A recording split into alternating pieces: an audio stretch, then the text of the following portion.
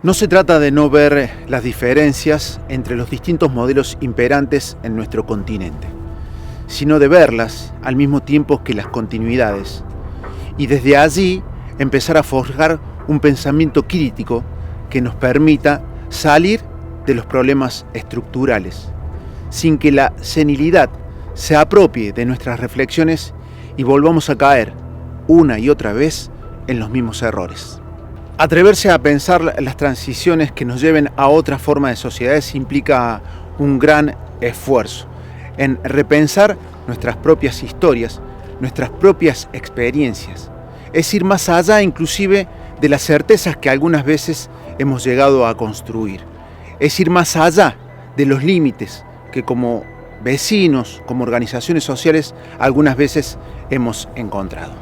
En suma, esto implica un esfuerzo tan grande y complejo que solo puede ser encarado desde abajo. América Latina Piensa te presenta en este último capítulo Pensar la transición.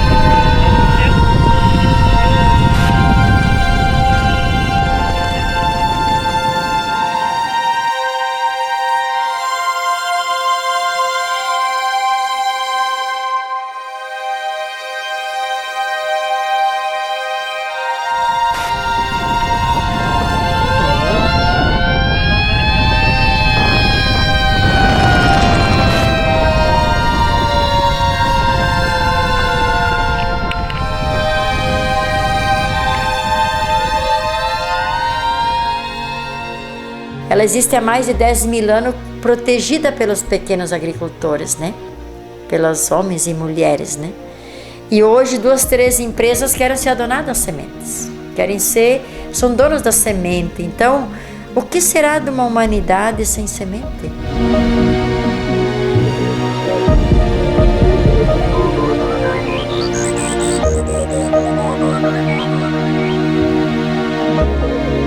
En relación al tema del cambio climático, obviamente el tiempo con el cual contamos para una reducción drástica del consumo de combustibles fósiles que producen gases de efecto invernadero es muy poco.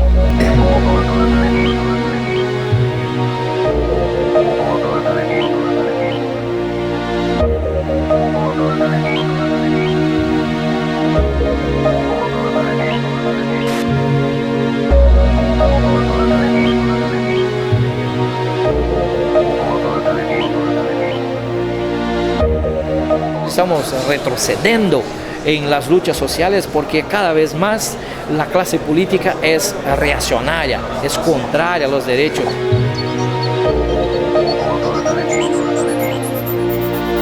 De los movimientos sociales, organizaciones sociales, para juntos reflexionar sobre los problemas, pero también mirar lo que tenemos de bueno, para que nosotros podamos compartir, no solamente ficar a llorar.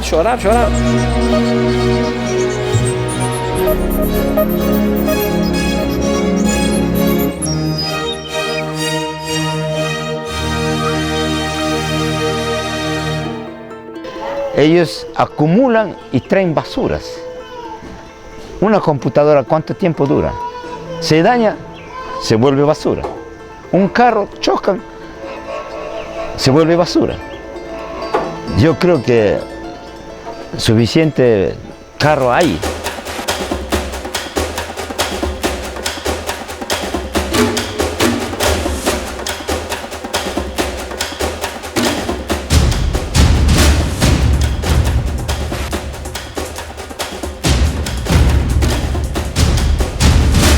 El problema central pasa porque cambiemos la estructura de deseos de los seres humanos, digamos, en la medida que no podamos cambiar nuestra estructura de deseos, o sea, qué es lo que deseamos para ser felices, digamos, y podamos revertir una estructura de deseos desarrollada durante el capitalismo, en el cual la única estructura es con una vida con mucho más materiales y energía, en definitiva que necesite más material y energía para ser felices. En la medida que no podamos romper esa estructura es muy difícil quebrar el escenario tendencial.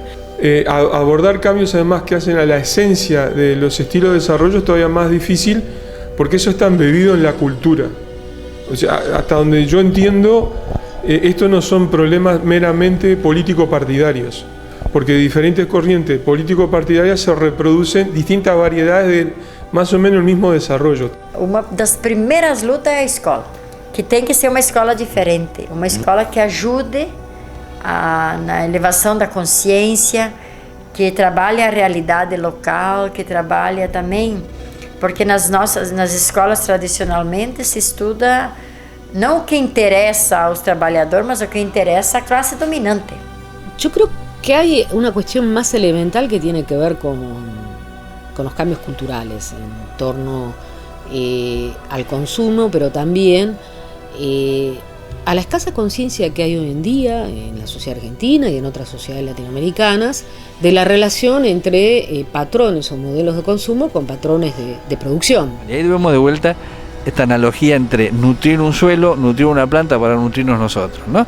Y esta idea de nutrir al suelo, alimentar bien al suelo para que haya una gran diversidad de organismos que permitan que la planta se nutra bien, que permita que la planta esté sana y después vos converte esa planta sana. Yo recuerdo que cuando nosotros discutimos sobre la ley de glaciares en el año 2010, una de las cuestiones más importantes fue la de trazar la relación entre glaciares como reguladores de aguas, cuencas hídricas y el agua como bien común.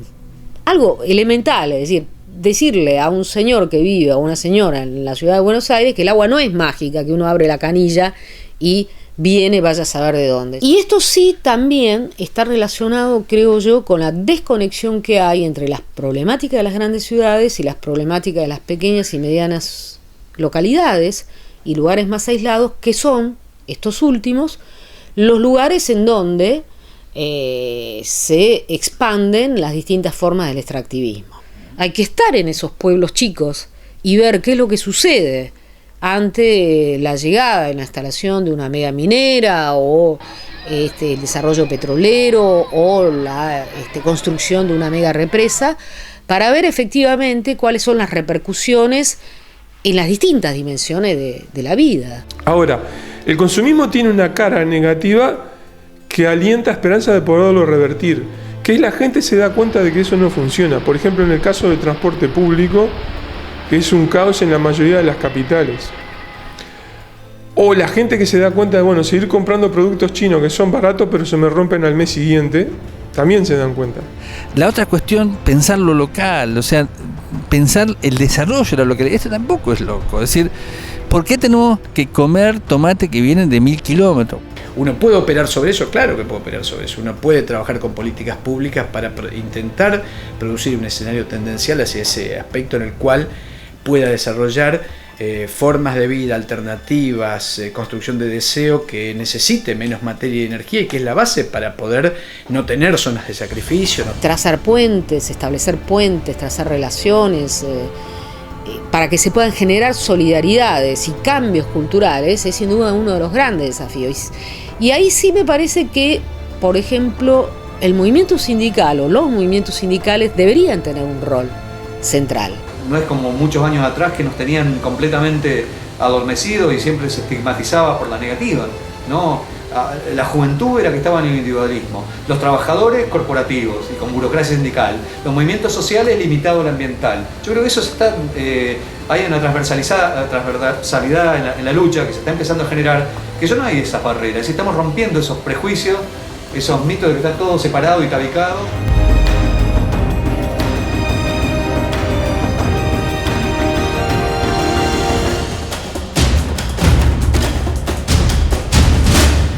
Yo también creo que hay que hacer una autocrítica de algunas organizaciones de la sociedad civil cuando presentan lo alternativo, que también caen en generalidades muy vagas y que eso mucha gente se da cuenta y por eso no convencen. Entonces tenemos que volver a ajustar. Hemos avanzado bastante en identificar, digamos, grandes orientaciones y grandes principios, ¿no?, que se expresaron quizás en todos los procesos de construcción de la Constitución de Montecristi en Ecuador y la boliviana, ¿no?, donde, digamos, ahí se recogen, digamos, los principios del buen vivir, los derechos de la naturaleza, en fin, ¿no?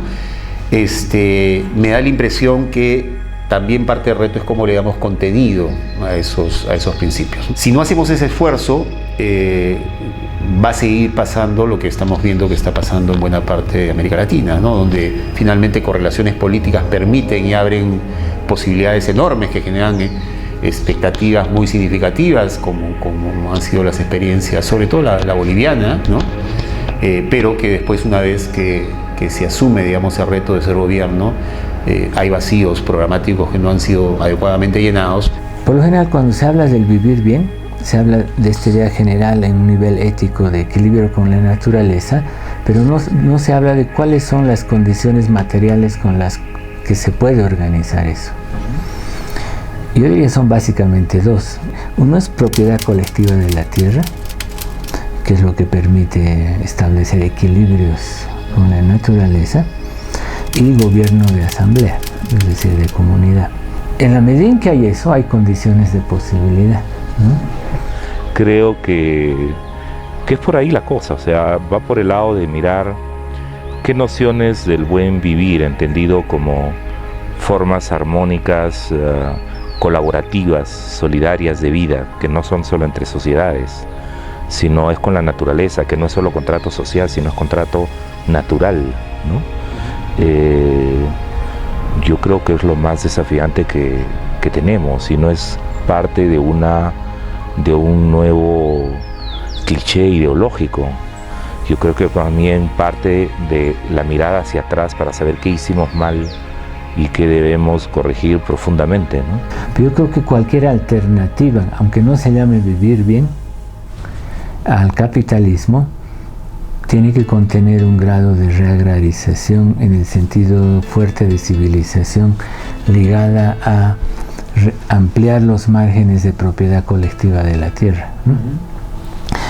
Y lo otro yo creo que tiene que ver con una convergencia y una articulación en la que tenemos que trabajar los que hemos nacido en el seno de relaciones modernas, que tiene que ver con eso, ¿no? También cómo pensar en los ámbitos urbanos modernos, crear formas de propiedad colectiva y de dirección colectiva de la vida productiva y de la vida política. En eso más bien probablemente creo que la Argentina tiene una experiencia más rica que otros países, ¿no? Que generó toda una escuela de obreros a ser dirigentes sindicales, dirigentes políticos, a dirigir una gestión obrera, es decir, negociando con proveedores, ya hablar de los funcionarios de igual a igual, es decir, teniendo el orgullo de ser obrero. Muchos nos hacían chistes porque a todos lados íbamos con la camisa, ¿no?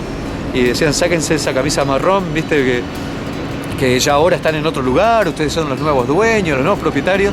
Yo creo que la mayoría de nosotros nunca nos comimos ese viaje, nunca nos comimos ese verso, y de alguna manera lucir nuestras camisas de grafa en la universidad, en la calle, todo eso era como mostrar las cadenas rotas de un esclavo, ¿no? Y mostrarle a muchos laburantes que sí, somos esto, que sí, somos obreros, igual que ustedes también pueden hacerlo.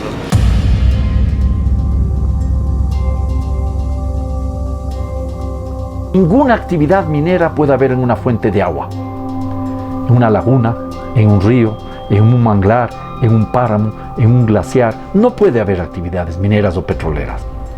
No puede haber actividades mineras donde se pone en riesgo la vida de los seres humanos, los pueblos no contactados. No puede haber actividad minera o petrolera en zonas donde tenemos una altísima biodiversidad. Se necesita caminar en la dirección de un mayor desacoplamiento en relación a la lógica de la globalización neoliberal dominante. Eso significa mayor autonomía local, mayor autonomía regional, mayor autonomía, y significa soberanía alimentaria, o sea, significa transformaciones en otra dirección y niveles de producción y de consumo en otra escala. Necesitamos, digamos, volver a pensar en riqueza en términos de bienestar, en términos de calidad de vida, de agua pura, de aire puro, de salud, de educación, en términos de capacidad educativa, de capacidad productiva y creativa que tenemos que tener los sujetos ya insertos en comunidades, en términos de tiempo libre. Yo diría que para mí una economía nueva y exitosa en cuanto a generar bienestar y felicidad, etc., debe sustentarse en 5 postulados y en un principio valórico irrenunciable. Postulado número 1. La economía está para servir a las personas y no las personas para servir a la economía. 2. El desarrollo tiene que ver con personas y no con objetos.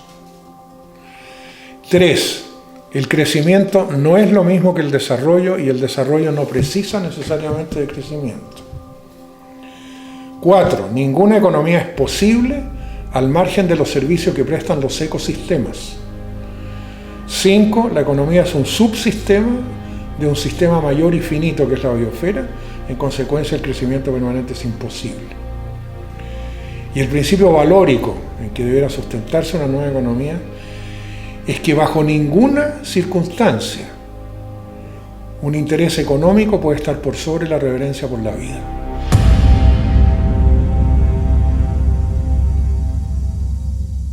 Mira, yo estoy muy de acuerdo con esa transición. Me parece que tenemos que ir hacia ese lugar, pero a mí me parece que algunos de los planteos que hacen Alberto y Eduardo, ¿no es cierto?, que vos te referías recién, adolecen un poco los defectos que Marx y Engels criticaban en el Manifiesto Comunista, cuando hablaban del socialismo utópico. O sea, describen sociedades hermosas, que yo estoy de acuerdo. El tema es cómo llegamos de aquí hasta allá. Y el cómo llegamos quiere decir de que vos tenés que tener un proyecto de poder. Tenés que controlar el poder del Estado. Tenés que aplastar a las clases dominantes del capitalismo y resistir la batalla contra el imperialismo. Y eso no se hace diciendo versitos y poesía.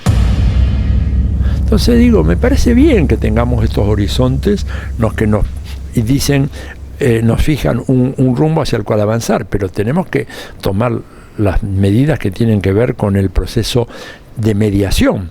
Por en el caso de Ecuador, ¿qué hace Ecuador con su petróleo? ¿Lo deja bajo tierra?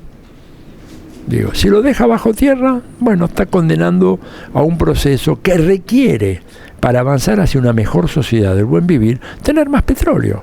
No seamos ilusos en esto. Y como requiere tener más gas, requiere tener más hierro, requiere industrializar el país, con lo cual tenés que contaminar un poco el medio ambiente, desgraciadamente. A mí no me gusta.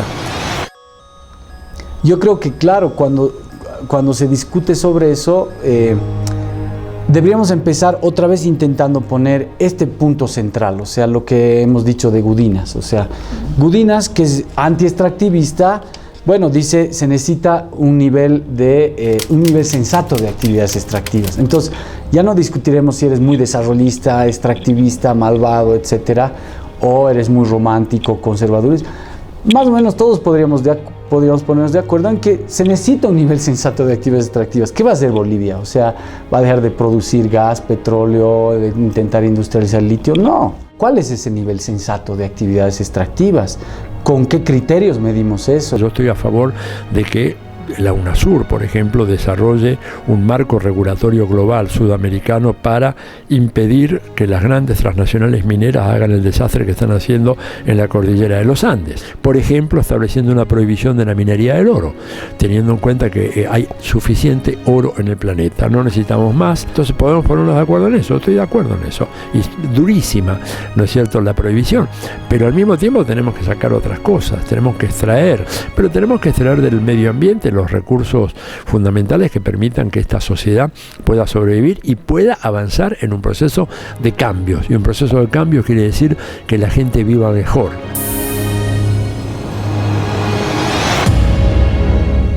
Es verdad que necesitamos transformar la naturaleza para poder existir, ¿no?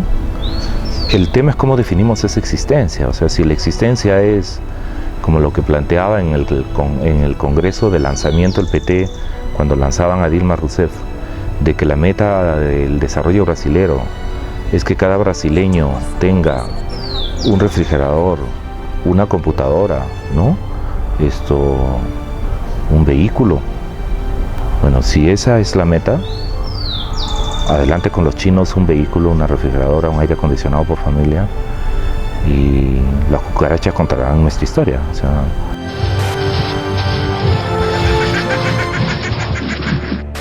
es una cuestión que tiene que ver más con qué tipo de mundo queremos para vivir y qué tipo de vida queremos tener. Y claro, a partir de eso podemos debatir las conceptualizaciones diversas que pueden haber. Los retos de la construcción de una sociedad alternativa al capitalismo hoy pasa, entre otras cosas, por una mirada crítica a lo que fue la experiencia del socialismo del siglo pasado. No tuvo una crítica al desarrollismo, no tuvo una crítica a los patrones de la ciencia y tecnología de la sociedad capitalista. Pretendió la idea que a mí me parece bastante absurda, pero lamentablemente sigue siendo parte del pensamiento de mucha de la izquierda, inclusive hoy en el mundo, que es la idea de que las fuerzas productivas del capitalismo son la base material de la construcción de una sociedad de futuro. Y eso me parece que no tiene ningún sentido. Sobre la base de los patrones de conocimiento, la ciencia y tecnología de la sociedad capitalista, no se puede construir sino capitalismo. Muchos de estos militantes o funcionarios progresistas son un poco haraganes, en el sentido de que no han dedicado mucho tiempo ellos y las estructuras partidarias a seguir pensando alternativas. Entonces se estancaron. No han formado escuelas de gobierno. ¿Cómo sería un gobierno alternativo distinto mío desde la izquierda? Entonces cuando llega el compañero que lo meten en el ministerio, tiene que resolver los problemas de la gestión para hoy, para mañana, lo que nosotros vemos es que en varios países se terminan usando los instrumentos de gestión que ya estaban de antes y que son los instrumentos conservadores. Yo creo que es fundamental abrir un gran espacio de liberación, fundamentalmente con las organizaciones sociales, para ponerse a pensar seriamente cómo se construye el vivir bien, ¿no? Lo hemos declarado en la Constitución, lo hemos asumido, lo planteamos como principio en algunas leyes, pero nos falta ese debate respecto a, bueno, ¿y esto cómo se hace? El que buen vivir no puede venir desde el Estado. Eso es imposible. El Estado no resuelve todos los problemas. Nosotros lo hemos dicho con claridad. No creemos en respuestas estadocéntricas, como no creemos en respuestas mercadocéntricas. El Estado tiene que ser ciudadanizado. Tenemos que inundar de ciudadanía a los estados, ¿ya? Y reducir la concentración del poder del gobierno central. Por eso apostamos desde el buen vivir, desde las comunidades. Lo comunitario es fundamental, ¿ya? Los gobiernos locales tienen que jugar un papel mucho más activo en este proceso. Lamentablemente en nuestros países, en los llamados gobiernos progresistas, pongámosles comillas, lo que se ha hecho con el retorno del Estado es retornar el Estado y concentrar en el Ejecutivo el poder, sin una real participación. La gente está para aplaudir, no para participar, y eso es grave. Luego, los mercados tienen que ser civilizados. Yo no me imagino este rato una economía sin mercado, pero no me imagino una sociedad de mercado o una economía de mercado. Requerimos una economía con mercados en plural, porque son heterogéneos, y eso implica un enorme esfuerzo de control del Estado y de participación de la ciudadanía, consumidores y consumidoras, productores y productoras. Los cambios que ocurrieron en varios países, con la llegada, por ejemplo, del Partido de los Trabajadores en Brasil, del Frente Amplio en Uruguay, de Evo Morales y el MAS en Bolivia, demuestran que se pueden hacer cambios muy importantes. O sea, que es posible hacer los cambios. Esos cambios no se detienen en el Frente Amplio, el PT en Brasil o el MAS en Bolivia, sino que necesitan nuevos pasos. Tenemos ahora la situación en que estos agrupamientos políticos dicen, no, yo ya soy el cambio, nosotros ya somos la alternativa, más allá de nosotros no hay nada, o es el abismo. La tarea es aquí recuperar los mercados, que no son sinónimo de capitalismo. Ojo, cuidado, alguien vaya a creer que estoy defendiendo al capitalismo. No. El mercado estaba presente en el mundo indígena antes de que lleguen los españoles. El mercado estaba presente en la historia de la humanidad mucho antes. Hubo un tal Jesús, me gusta esta anécdota, que sacó a latigazos del templo a los mercaderes. Eso es lo que sí hay que hacer. De ciertas actividades, en ciertas actividades no puede estar presente el mercado. Por ejemplo, la naturaleza. Tenemos que desmercantilizar la naturaleza. Esos cambios tienen que ser democráticos.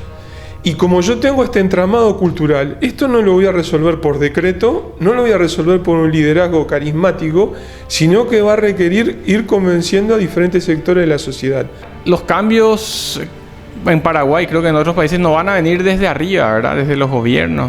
La experiencia de Lugo fue muy obvia, ¿verdad? Que desde arriba es muy poco lo que se puede hacer si no es desde abajo donde surge el impulso.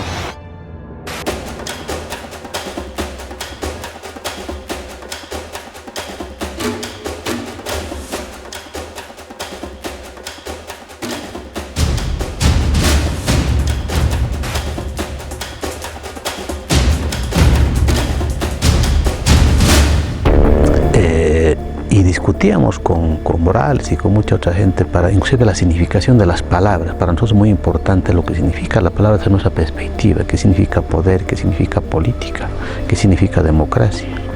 Que la política no es esa forma tradicional de ir tras de alguien para cambiar nuestra vida, ¿no? Es decir, como ocurre en todas las campañas electorales ahora, ¿no? Votan por mí y yo les cambio la vida, ¿no? Nosotros decíamos la política ha cambiado desde la guerra del agua para ponernos de pie, mirarnos a los ojos y decir qué hacemos entre nosotros para cambiar nuestra vida. Porque en nuestro formato teníamos la idea de revolución.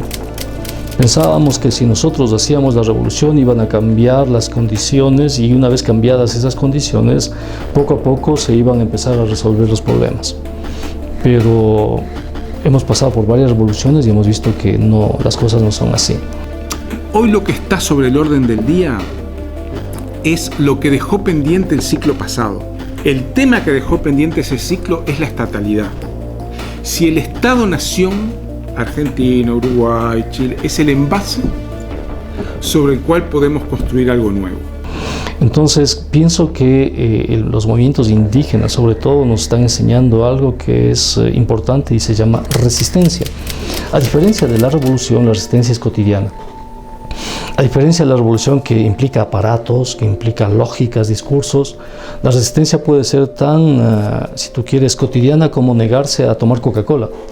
El Estado pluri en Ecuador y en Bolivia fue la forma de surcir la crisis de la estatalidad.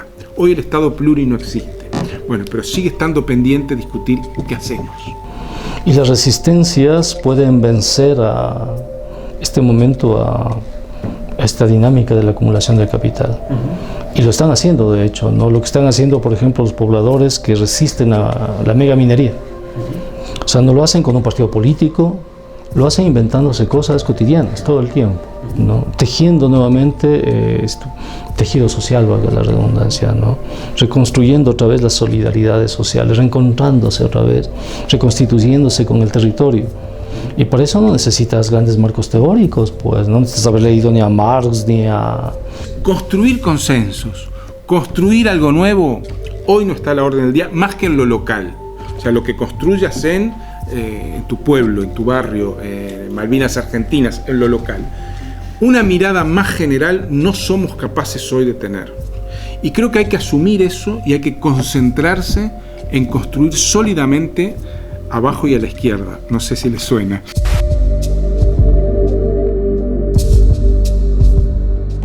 En cualquier parte una comunidad campesina es un pequeño poder, ¿no? Aunque sea muy relativizado por el gobierno central y todo eso, pero es un pequeño poder. Pero también en la ciudad es posible construir poder. En Roma había una cooperativa que producía productos ecológicos, ¿no?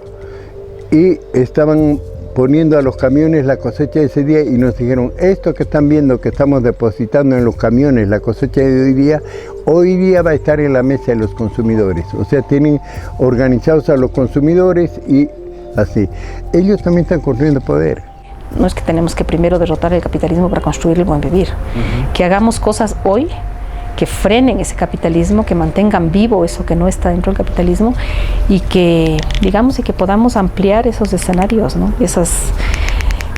Esas relaciones humanas que no son capitalistas, que son solidarias, que son basadas en la ternura, que son el cuidado. Es que hay luchas gigantes que hacen pueblos pequeñitos, pero que esos procesos de resistencia pequeñitos, si vamos acumulando, se irán haciendo como las gotitas, riachuelos, ríos, y se convertirán en un mar. Eso es la resistencia. ¿Usted cree que es posible construir de este modo sin proyecto? Es que ese es el proyecto. Okay. Ese es el proyecto de las resistencias, ¿no? Porque además cuando construyes un proyecto, tienes la tendencia a funcionalizarlo y a constituirlo por fuera de la dinámica. Y cuando lo constituyes por fuera de la dinámica, ese proyecto ya adquiere su propia dinámica y muchas veces rebasa la dinámica social y adquiere una dinámica por sí mismo, ¿no? Que a la larga termina siendo cooptado por el poder. Y cuando al interior de la izquierda salía la propuesta, tomaremos el poder, cambiaremos el mundo sin tomar el poder del Estado. Lo que estábamos diciendo era esas relaciones de dominación en la familia, en la escuela, en la universidad, en el mundo del trabajo, esas relaciones de subordinación que establece tal o cual ley, tal o cual reglamento, esas relaciones de subordinación vigentes en el Parlamento, en el Ejecutivo, en los ministerios, dejémosles tal como están y no cambiemos en el fondo el mundo, porque parte del mundo es el Estado y parte de la sociedad es el Estado. Aunque no únicamente transformando el Estado se cambia el mundo, pero marginarnos de la lucha al interior del Estado, de la transformación de la estructura del Estado, es simplemente renunciar a la lucha social y es simplemente tener una actitud contemplativa hacia las relaciones de dominación en la sociedad y de la sociedad. Es, en otras palabras, una invocación a la impotencia política. ¿Qué pasa si de aquí a unos cuantos años vuelven gobiernos de derecha abiertamente autoritarios? Porque yo creo que los gobiernos actuales en la práctica son bastante de derecha, los progresistas, por los resultados, pero abiertamente autoritarios. ¿Dónde van a estar los movimientos sociales que defiendan las conquistas, al menos las conquistas constitucionales, si no se han cristalizado? Ese es un reto. La experiencia acumulada a lo largo de las décadas de lucha que hemos tenido y en las cuales también yo he participado, es que la protesta tiene mucho valor. Decir no tiene mucho valor. Es importante, pero no es suficiente. La protesta tiene que venir acompañada con una propuesta. Es decir, que un movimiento social en realidad madura, no solo cuando hace la resistencia y un discurso contestatario y a veces alternativo, sino cuando empieza a factualizar en una propuesta alternativa. Por ejemplo, como lo ha hecho el MST, sobre todo, ¿no? O los zapatistas, que no solo son movimiento social, ¿no? Experimentar con sí mismos el cambio y demostrar también a otros que se puede vivir de otro modo. Esa vocación utópica de futuro, ya queremos construir un futuro, pero un futuro utópico, ya, que nos sirva para caminar, retomando las palabras de Galeano. La utopía sirve para caminar, ¿ya? Pero eso nos lleva a un punto medular en la discusión. Si solo nos quedamos discutiendo cómo sería esa vocación utópica de futuro, es muy probable que nos quedemos en las alturas del debate académico. Séptimo piso de la Flaxo, distantes de la sociedad, podemos hacer propuestas maravillosas, pero no pasa de eso, ¿ya? El otro riesgo es que nos vayamos al primer piso y comencemos a hacer un montón de proyectos que pueden ayudar a resolver muchos problemas de la gente. Pero si esos proyectos no están sintonizados con una visión utópica de futuro, llamémoslo como quiera, ¿ya? Podemos tener el riesgo de que esos proyectos, en su voluntarismo, vayan en direcciones contrarias. Cuando nosotros vemos que uno de los componentes fundamentales del discurso ecopolítico es entender que todo está integrado con todo, que todo tiene que ver con todo, entonces las microrevoluciones no bastan, son necesarias. Pero también tenemos que ver cómo estos procesos de transformaciones en el espacio micro se agregan para constituir transformaciones mayores. Ahora nos encontramos en términos de la construcción de salida, de respuesta, con un problema de tiempos diferentes. Hay unos tiempos que son los tiempos urgentes y unos son los tiempos de la construcción cultural de lo otro. Y estas dos cosas no coinciden. Yo no apostaría al zapatismo como la alternativa, porque el zapatismo, con su extraordinaria riqueza, no tiene capacidad de dar cuenta del tiempo urgente. ¿Por qué? Porque el tiempo no nos da. El tiempo no nos da. El tiempo se nos agota. En los territorios, en las montañas de Colombia, se está pensando cómo adaptarnos, cómo crear democracia, cómo construir alternativas económicas, y empiezan a explorar todo tipo de alternativas agroecológicas, por llamarlo así, pero también están explorando posibilidades de autogobierno. Bueno, aquí en Perú hemos tenido la experiencia de los municipios de la frontera norte, ¿no? Que son un conjunto de movimientos sociales que, en palabras de Remberto Racho, un rondero que asesinaron en Ayabaca las fuerzas policiales contratadas por la minera, decía: ha llegado el tiempo de que no nos dejemos gobernar por los ricachos, como dicen los piuranos, sino que los poderachos nos gobernemos. Y la conclusión de eso fue hacerse de los municipios locales de toda la frontera norte. Entonces, en estos dos tiempos tenemos el reto de frenar la locomotora, de ponerle todas las trancas posibles. Y hoy yo entiendo que los lugares fundamentales del freno de esta locomotora son las confrontaciones contra el extractivismo. ¿Por qué? Porque esta locomotora se alimenta de petróleo, de gas, de minerales, y todas esas cosas tienen un territorio. Entonces, creo que la expresión más rica así, de la resistencia, esta lógica desbordada, destructiva, está en pararla por aquí, pararla por aquí, pararla por aquí. Entonces, creo que esas son las dos dimensiones de la lucha hoy. La dimensión de la construcción de sentido, de comunidad, de subjetividad, de imaginarios de otras cosas que están pasando. Los lugares de la resistencia así concreta, territorial, y en muchos lugares eso termina por también armarse.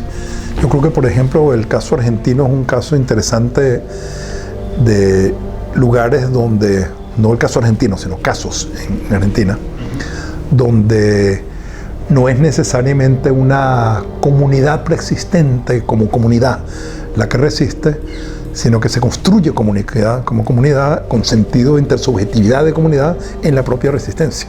Tuvimos que dejar muchas cosas atrás de lo que realmente las visiones con las cuales habíamos crecido, y que a la vez nos hace mirar de otra manera las cosas, mirar de otra manera al que piensa diferente, y también mirar de otra manera las visiones sociales que se tiene sobre los territorios, y cómo hacerla, llevar adelante una lucha con muchos. La soberanía no puede radicar en la ley en sí misma, como ley pura.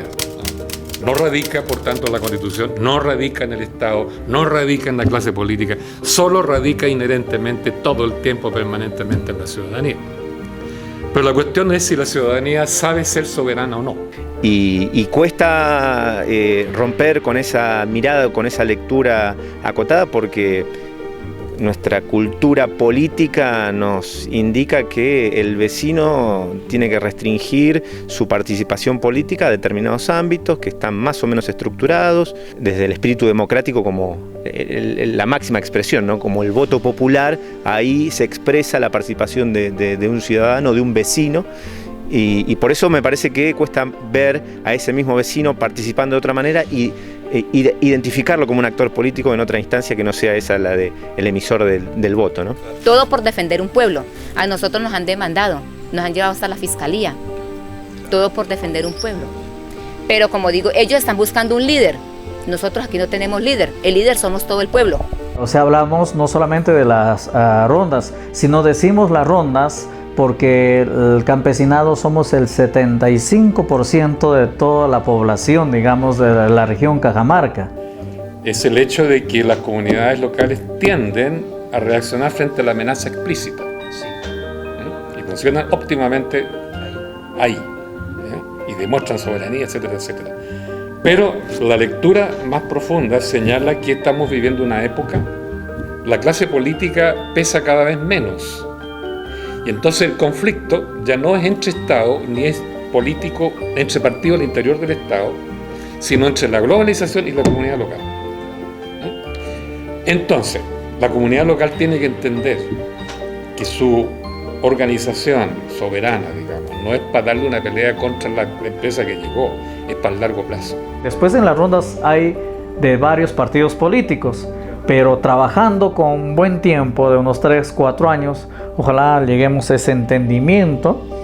En este trabajo determinemos a quién lo vamos a poner, por ejemplo, como alcalde, quién como gobierno regional, y avanzaremos así, y que sea las bases quien determina cómo se va netamente a hacer la administración desde las municipalidades.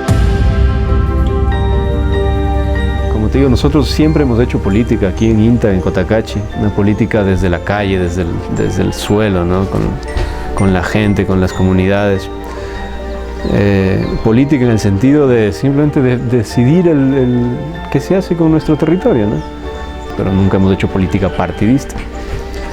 Claro, llegó Correa con esta maquinaria electoral que es Alianza País y nos pone frente a una situación difícil, porque él mismo nos retó, nos dijo, bueno, si quieren tomar decisiones sobre su territorio, tienen que ganar las elecciones. Yo ya gané con el 70% y yo decido. Y ahí nos damos cuenta que sí, nos faltó trabajar en esa parte de la política, de asegurar el poder político territorial. Formamos un movimiento político local del cantón con los artistas, ¿no? Los músicos, los campesinos, los ecologistas. Y ya pues estamos haciendo, enfrentando al toro por los cuernos, ¿no?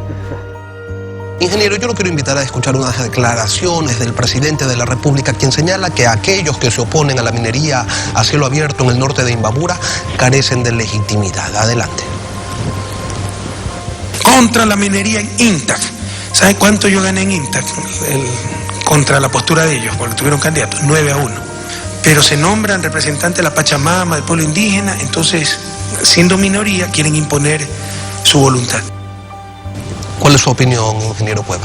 Lenin, el 23 de febrero, el Cantón Cotacachi ganó la elección el movimiento Vivir Bien, movimiento que fue formado por las organizaciones sociales de INTA, por los ecologistas así llamados, por los artistas, por la juventud de Cotacachi. Querían que ganemos las elecciones, las hemos ganado. Ahora por lo menos sentémonos a discutir.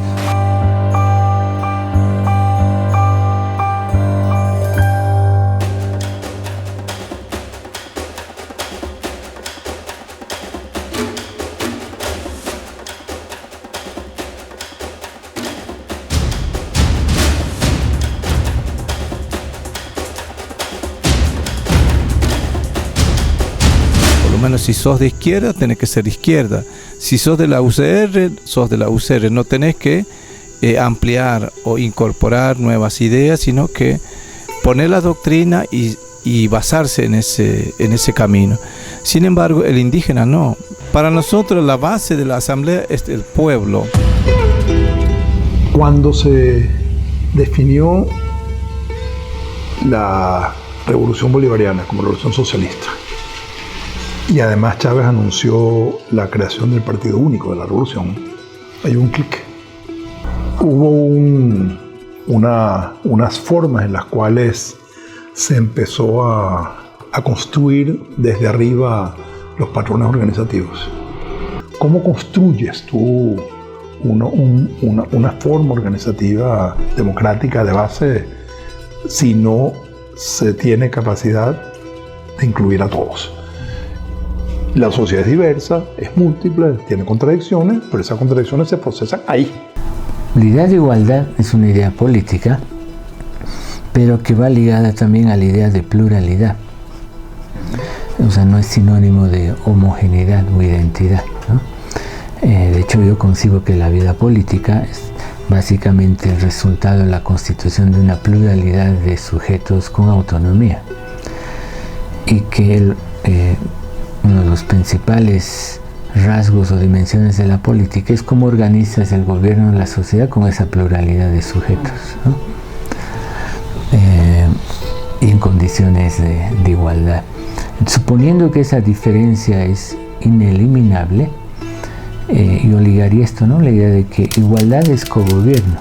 O sea, tienes que cogobernar con los que no piensan como tú.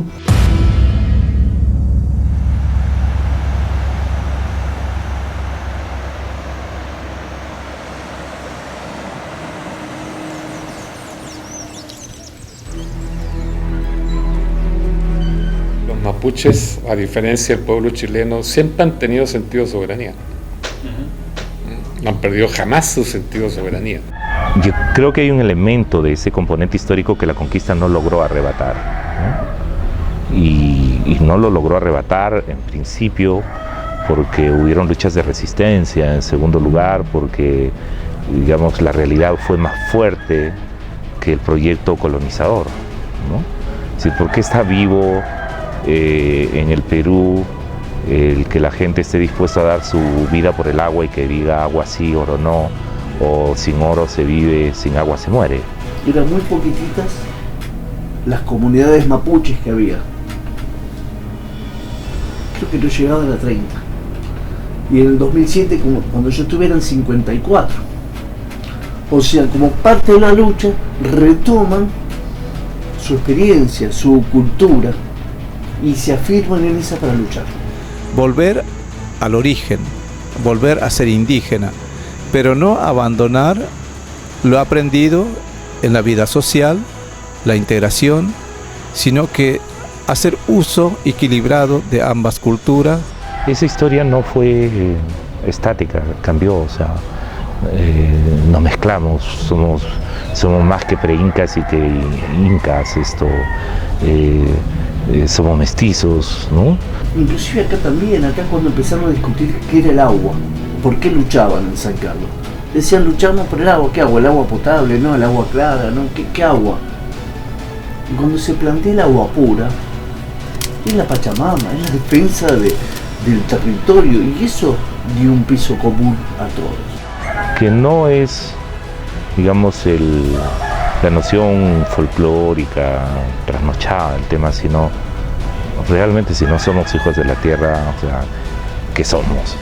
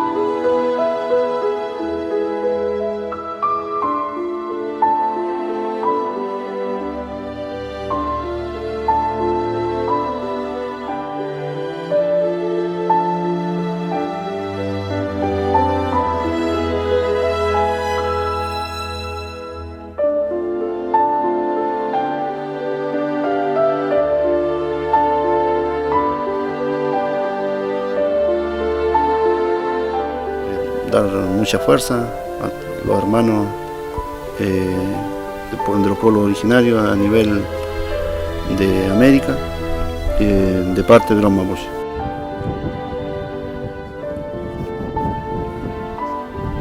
El pueblo unido jamás será vencido, Conga no va a acompañar. Ni hoy ni nunca. Tenemos que unir las fuerzas populares en América Latina, en todo el mundo. Entonces yo sí pido que los pueblos hay que seguir uniéndonos, organizándonos para defendernos frente a este sistema que nos viene por encima, porque va a haber algún momento que nos van a desaparecer. Quiero pedirle esto, ojalá que Nicolás pudiera ver esto, chico. Mira, él lo está haciendo, pero tiene que demostrarlo más. Mano dura contra la oligarquía. Aquí no hay nada que dialogar con esa gente. O capitalismo ele é muito ganancioso, ele não tem limite, então não tem limite de terra, de coisa. É impressionante e nós temos que fazer alguma coisa. Lo voy a resumir en consignas. Una, la guevarista, la de Ernesto Che Guevara en su carta de despedida a Fidel, cuando dice patria o muerte venceremos. Y la otra, o se muere el capitalismo o se muere la madre tierra. En realidad es como, es de unos locos, que están locos estos, ¿no? Son inadaptados, eso es el discurso que posiciona. Con eso desactivan cualquier lucha legítima por la vida, porque es eso finalmente, por la vida y por la dignidad, no es nada más que eso. Lo primero decirles es que en esta lucha nadie está solo. Estamos juntos, juntos con todos aquellos que no han arrimado la esperanza, no han claudicado, y decirles que si aquí hay fuerza y energía es porque allí hay lucha. Pues, ánimos.